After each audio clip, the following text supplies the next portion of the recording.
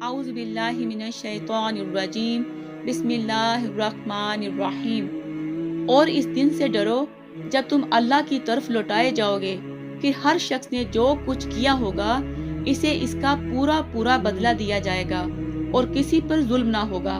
اے لوگو جو ایمان لائے ہو، جب تم آپس میں ایک مقررہ مدت کے لیے ادھار کا لین دین کرو تو اسے لکھ لو، اور لکھنے والے کو چاہیے کہ تمہارے درمیان انصاف کے ساتھ تحریر کر دے، اور لکھنے والا لکھنے سے انکار نہ کرے۔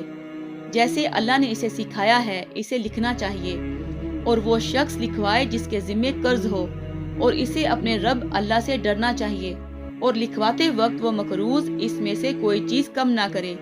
لیکن اگر وہ جس کے ذمے قرض ہے نادان یا کمزور ہو یا لکھوا نہ سکتا ہو تو اس کا مختار انصاف کے ساتھ لکھوائے، اور تم اپنے مسلمان مردوں میں سے 2 گواہ بنا لو۔ پھر اگر 2 مرد میسر نہ ہوں تو 1 مرد اور 2 عورتیں گواہی دیں جنہیں تم گواہوں کے طور پر پسند کرو۔ یہ اس لیے کہ ایک عورت اگر بھول جائے تو ان میں سے دوسری اسے یاد دلا دے، اور گواہ جب بلائے جائیں تو وہ انکار نہ کریں، اور معاملہ چھوٹا ہو یا بڑا اسے مقررہ مدت کے ساتھ لکھوانے میں سستی نہ کرو۔ یہ اللہ کے نزدیک زیادہ انصاف کی بات ہے اور گواہی کے لیے زیادہ درست طریقہ ہے، اور اس طرح تمہارے شک میں پڑھنے کا امکان بھی کم رہ جاتا ہے۔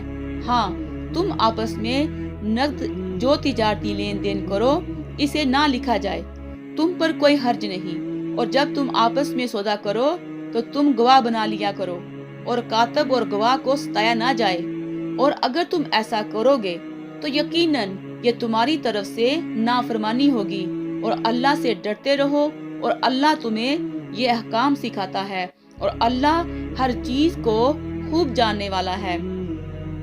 اور اگر تم سفر میں ہو اور تمہیں کوئی لکھنے والا نہ ملے تو کوئی چیز گروی رہن کے طور پر قبضے میں دے دی جائے، اور اگر تم میں سے کوئی دوسرے پر اعتبار کرے تو جس شخص پر اعتبار کیا گیا ہو اسے چاہیے کہ دوسرے کی امانت واپس ادا کر دے، اور اپنے رب اللہ سے ڈرے، اور تم گواہی نہ چھپاؤ، اور جو شخص گواہی چھپائے گا تو بے شک اس کا دل گناہگار ہے، اور جو عمل تم کرتے ہو اللہ اسے خوب جانتا ہے۔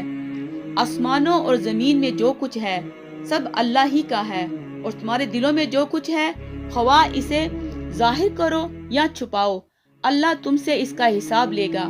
پھر جسے وہ چاہے گا بخش دے گا اور جسے چاہے گا عذاب دے گا، اور اللہ ہر چیز پر خوب قادر ہے۔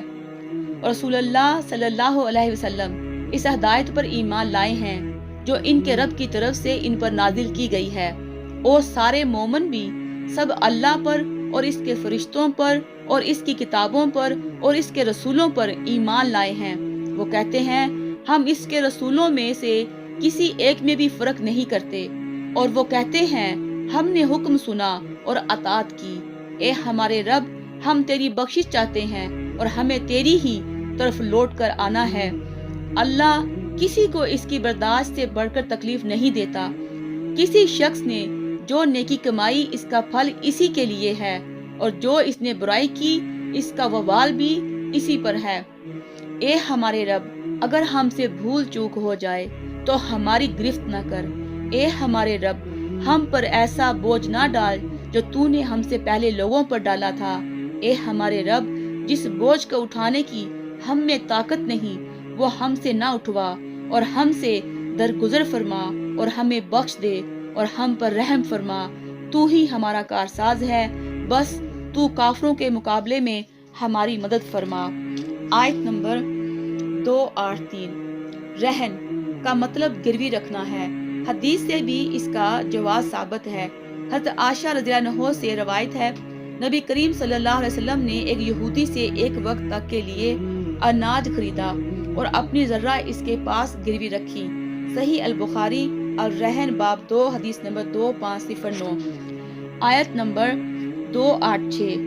حضرت ابو مسعود البدری رضی اللہ عنہ سے روایت ہے کہ نبی کریم صلی اللہ علیہ وسلم نے فرمایا، جس نے سورہ بقرہ کی آخری 2 آیتیں رات کو پڑھی تو وہ اس کے لیے رات کی عبادت سے کافی ہیں۔ صحیح البخاری المغاری باب 12 حدیث 4008۔ والسلام علیکم ورحمۃ اللہ وبرکاتہ۔